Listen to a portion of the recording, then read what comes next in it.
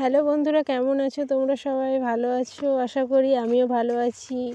আমরা বসে বসে আড্ডা মারছি দুজন মিলে।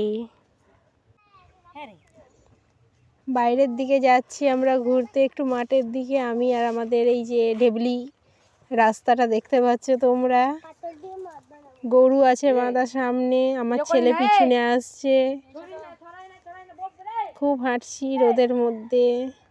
আমি একটু নটাঙ্কি করছি, দেখতে পাচ্ছ তোমরা? রোদে আমার মুখটা ভালো করে দেখাও যাচ্ছে না, বলে দিচ্ছি। তারপর আমি মুখটা আসতে রোদেতে দেখতেই পাচ্ছি না, এত রোদ পড়ছে।